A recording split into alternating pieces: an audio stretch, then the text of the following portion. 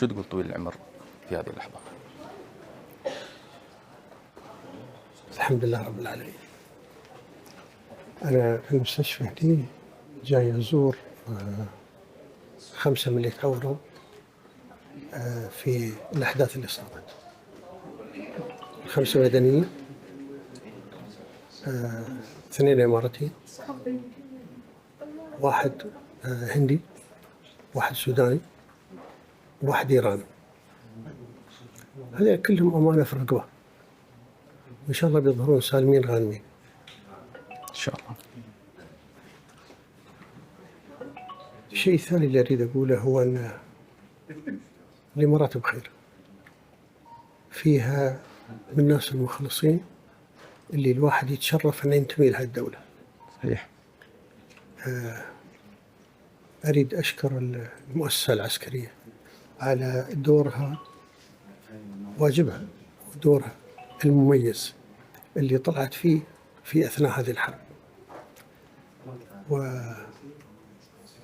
وأشكر المؤسسات الأمنية الباقية، وزارة الداخلية، أجهزة الأمن، الدفاع المدني، ويعذرني الباقين إذا ما ذكرت أساميهم،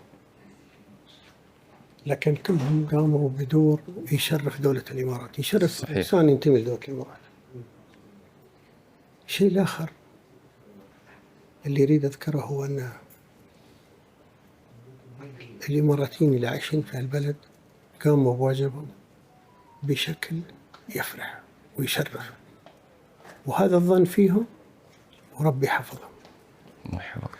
أما أما المقيمين اللي عندنا ضيوفنا وأهلنا بيض الله وياهم، حقيقة مواقف متشرفة. يعذرونا إذا طلع قصور منا، ما شيء قصور طويل العمر. الله يحفظهم يحفظك بس. يعذرونا إذا ظهر قصور، لكن نحن في فترة حرب. أوعدهم أن بنأدي الواجب، لأن هذا فرض علينا نحن نأديه لحماية وحماية أهلنا وحماية بلدنا.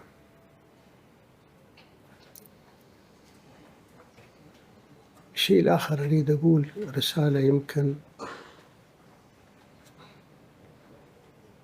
لعدو الإمارات. الإمارات مغرية، الإمارات جميلة، الإمارات قدوة،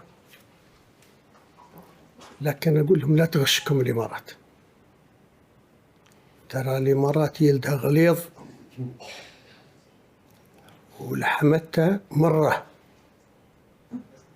نحن ما ننكل، وبنقوم بواجبنا تجاه بلادنا وأهلنا ومقيمين في عندنا أهلنا الثانيين.